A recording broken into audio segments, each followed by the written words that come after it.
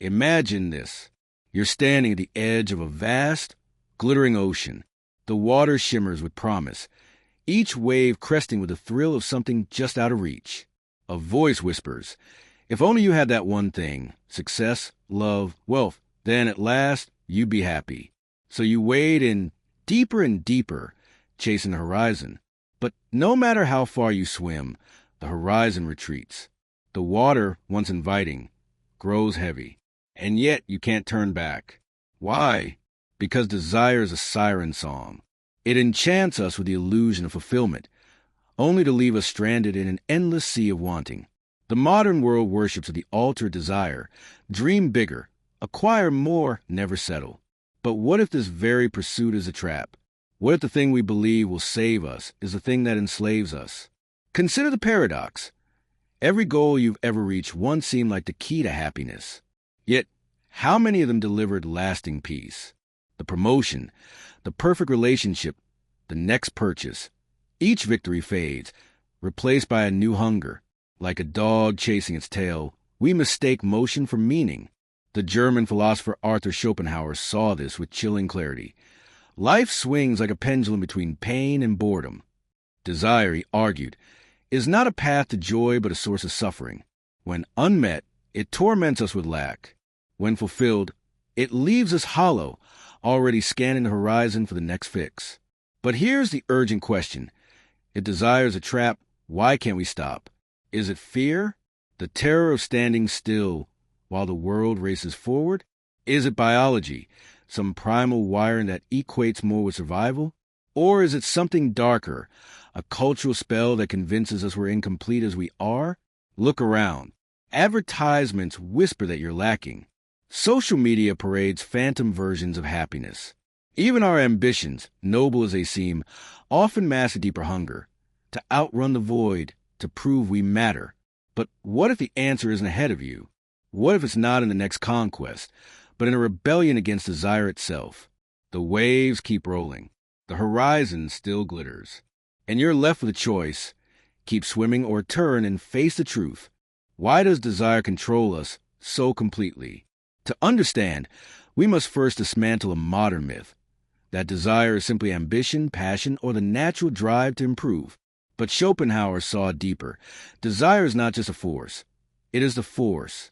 It is the will to live, manifesting as an insatiable hunger that shapes our thoughts, our fears, and even our sense of self. Think of it like this. Every time you crave something, love, status, validation, you are in essence saying, I am incomplete without this. Your identity becomes tied to the pursuit, and so the pursuit becomes endless. The moment you attain one desire, another takes its place. This isn't accidental. It's by design. The illusion of the next thing. Psychologists call this a hedonic treadmill, the phenomenon where humans return to a baseline level of happiness, no matter what they achieve. You get the job, the relationship, the dream house, and yet, sooner or later, the old restlessness returns. Nietzsche saw this as the essence of human suffering. Man is the animal whose desires are never satisfied. But why? Because desire isn't about the object, it's about the chase. The brain's reward system is wired to crave, not to possess. Dopamine, the neurotransmitter of motivation, surges not when we have something, but when we anticipate it. Evolution designed us this way. Perpetual striving kept our ancestors alive. But in a world of abundance, the same mechanism enslaves us.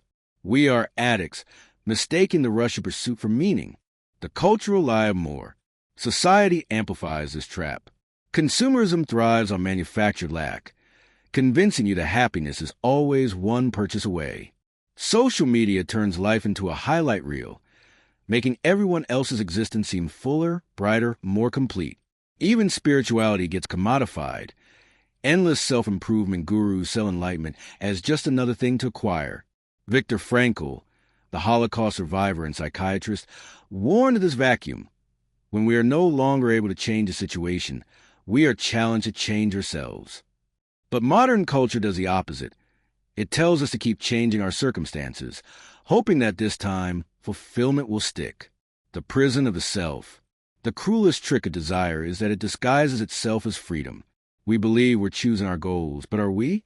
Or are we following scripts written by biology, capitalism, and fear? Carl Jung called this the shadow, the unconscious forces that drive us while we tell ourselves we're in control. And here's the darkest twist. The more we feed desire, the stronger it grows. Like a fire, it demands endless fuel. Peace becomes unimaginable because stillness feels like failure. We'd rather keep running on the treadmill than face the terrifying question, what if there's nothing at the finish line? But what if there's another way?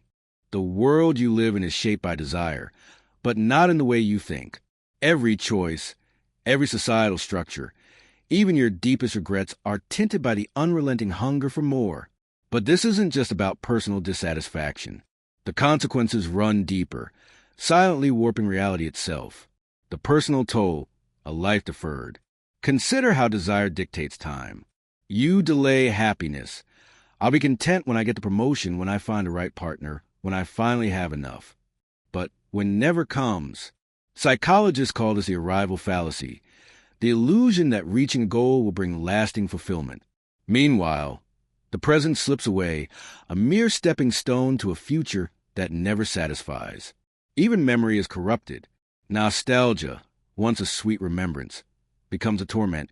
Why didn't I appreciate what I had? Because desire blinded you to the value of what was already there. The social mirage, isolation in a connected world. Desire fractures relationships. You scroll through curated lives online, measuring your raw reality against polished illusions. Resentment grows. Friends become benchmarks. Love becomes transactional, and loneliness deepens. Because connection is impossible when everyone is performing for approval. Worse, desire fuels exploitation. The same system that tells you deserve luxury depends on others' labor, others' suffering. The smartphone you crave, the fast fashion you discard. Each link in the chain is held together by someone else's unmet desires. The neurological trap, addiction to lack. Your brain reinforces this cycle.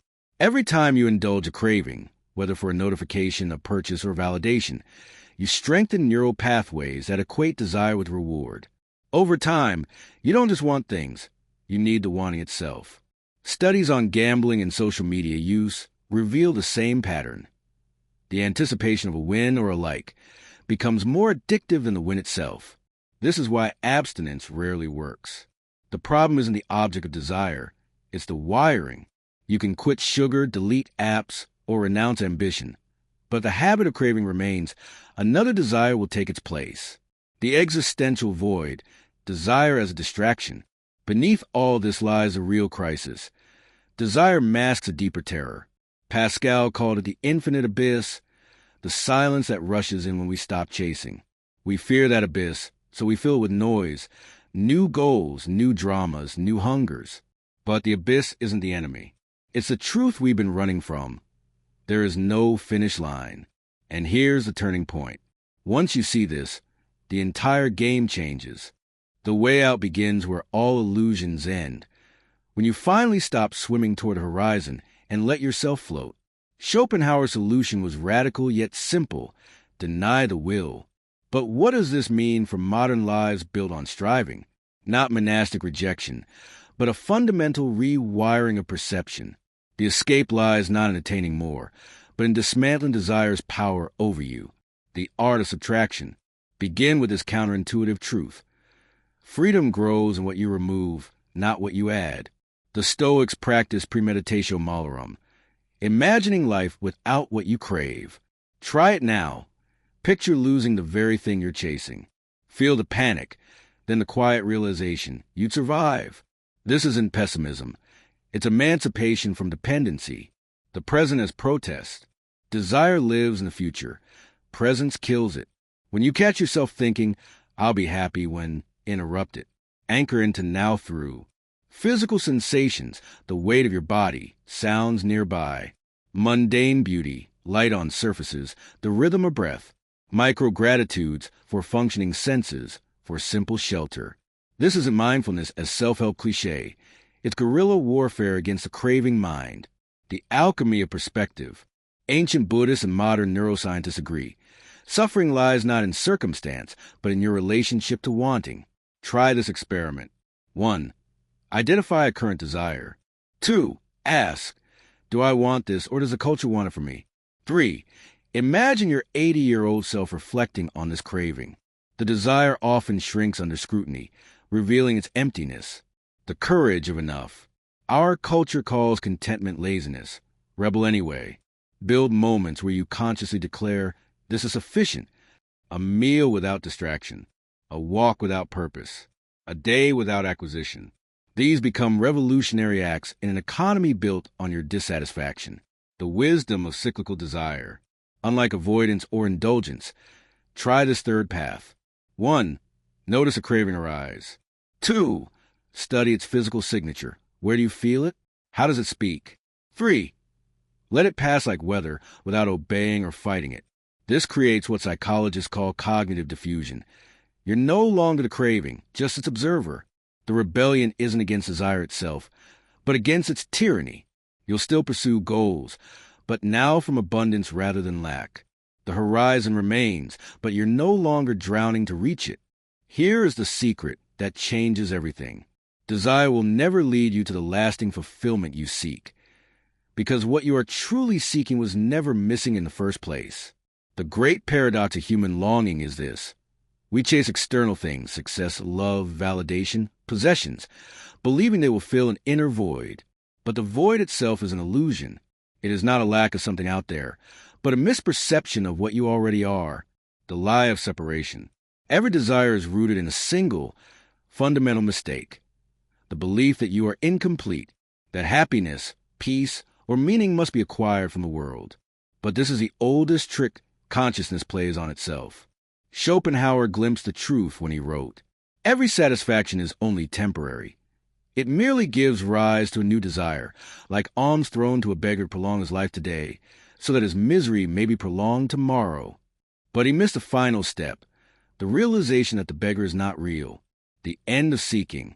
What if the peace you've been chasing is not ahead of you, but beneath you? Not something to attain, but something to remember? This is the wisdom at the heart of every contemplative tradition. The Zen masters spoke of original completeness. The Stoics taught that happiness depends only on what you choose to see. Even modern neuroscience confirms that fulfillment is a state of perception, not circumstance. The moment you stop believing you need something else to be whole, desire loses its fangs. The return to yourself. 1. Try this now. 2. Pause. Notice the next thought that says, if only I had X. 3. Ask, who is it I that wants this? Feel the space around that thought, the awareness that witnesses it. This is the key. You are not the wanting. You are what remains when wanting stops. The final choice. The world will keep selling you desires. The mind will keep inventing new lacks. But now you know the truth. Every craving is just a ripple on the surface of an ocean that is already still. You have 2 options forever.